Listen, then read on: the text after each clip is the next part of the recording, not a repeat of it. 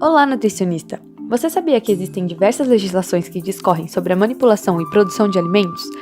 Elas são compostas por uma série de normas que devem ser seguidas para manter a qualidade dos alimentos ofertados, de forma a não prejudicar a saúde dos consumidores. Existe a legislação federal, que é a diretriz para a elaboração de leis, e as estaduais e municipais podem estabelecer normas suplementares específicas para suas localidades, sendo as municipais as mais detalhistas. Nesse vídeo, vamos nos pautar sobre a legislação do município de São Paulo 2619, publicada em 2011, e a RDC número 216, publicada em 2004, de ordem federal, que dispõe sobre o Regulamento Técnico de Boas Práticas para Serviços de Alimentação. Podemos separar a cadeia de produção para nos atentarmos a alguns pontos. Iremos ver quanto à estrutura, aos utensílios, higienização, recebimento de materiais, armazenamento desses materiais, preparo de alimentos, exposição para vendas e cuidados com os manipuladores. Quanto à estrutura, o ambiente deve ser de fácil limpeza, com pisos, paredes e tetos brancos e impermeáveis. Estes devem estar em estado conservado, por exemplo, sem rachaduras ou infiltrações. Deve-se atentar à possibilidade de contaminação ou de infestação por pragas. Portanto, é necessário que as ventilações e ralos possuam filtros, além de uma leve inclinação do piso em direção ao ralo para ajudar o escoamento da água. Além disso, a estrutura deve ser organizada de forma a possibilitar um fluxo contínuo, com separação de acordo com as atividades e havendo espaço adequado para a realização das operações necessárias. E as lixeiras devem possuir tampas que se abram sem o contato das mãos. É necessário a presença de lavatórios exclusivos para as mãos, contendo sabonete líquido antisséptico e papel não reciclável para a secagem das mãos.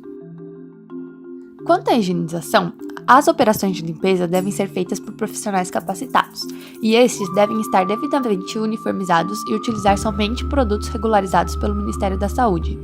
A limpeza de instalações e equipamentos devem ser realizadas periodicamente e registradas, por exemplo, a caixa d'água a cada 6 meses. Quanto aos utensílios que entram em contato com o alimento, deve-se atentar em mantê-los organizados e conservados, sem nenhum tipo de avaria como furos e ferrugem. Sua higienização deve ser feita imediatamente após o uso.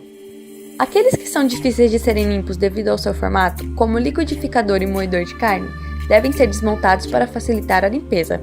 Para a secagem, devem ser utilizados panos descartáveis a fim de diminuir a possibilidade de contaminação cruzada. O recebimento de materiais deve ser feito sempre em um local protegido e limpo. Os produtos devem ficar neste local apenas o tempo necessário para a verificação de sua integralidade.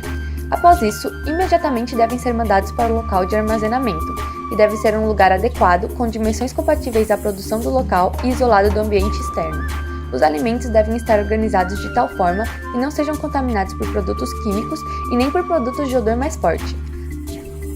Tanto o preparo quanto a exposição do alimento deve ocorrer de forma que evite a contaminação cruzada. Portanto, devem haver tábuas e facas específicas para diferentes tipos de alimentos, assim como conchas e escumadeiras para diferentes tipos de preparação. Os ingredientes que não forem utilizados em sua totalidade devem ser armazenados imediatamente após o uso, com informação de data de fracionamento e data de validade após a abertura. Toda a água que entra em contato com o alimento deve ser potável, seja ela de forma líquida, como gelo ou vapor. O tratamento térmico deve garantir que todas as partes do alimento atinjam a temperatura mínima de 74 graus Celsius. Para temperaturas inferiores, deve-se levar em consideração o tempo para que esse seja suficiente para tornar o alimento seguro. Os alimentos congelados, antes de passarem pelo tratamento térmico, devem ser descongelados em temperaturas inferiores a 5 graus Celsius. Uma vez descongelados, não podem ser recongelados. Após a cocção, os alimentos que precisam ser conservados quentes devem ser mantidos em temperaturas superiores a 60 graus Celsius por até 6 horas.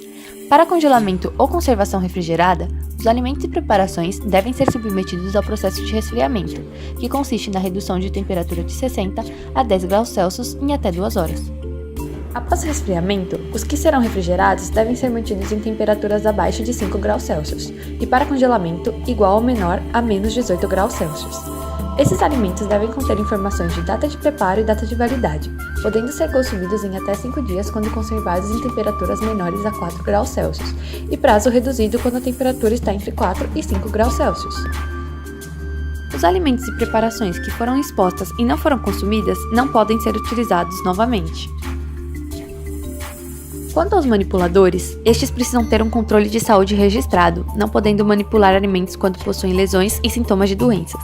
Eles devem realizar a higienização das mãos sempre antes e depois da manipulação de alimentos. É necessária a presença de materiais de orientação da asepsia nas paredes dos locais onde se realiza a lavagem das mãos. É necessária a utilização de uniformes conservados e limpos, que devem ser trocados diariamente, assim como estarem de cabelo preso, totalmente protegido por toucas, sem acessórios e adornos como anéis, relógios, pulseiras e colares. Também não é permitido o uso de maquiagens, esmaltes, bases nas unhas e barba. Toda cozinha deve possuir um manual de boas práticas e de procedimentos operacionais padronizados. Estes manuais devem estar sempre disponíveis para os funcionários esclarecerem as dúvidas e para uma possível fiscalização. Agradecemos seu interesse pelo conhecimento e lembre-se de se manter sempre atualizado sobre as legislações. Até a próxima!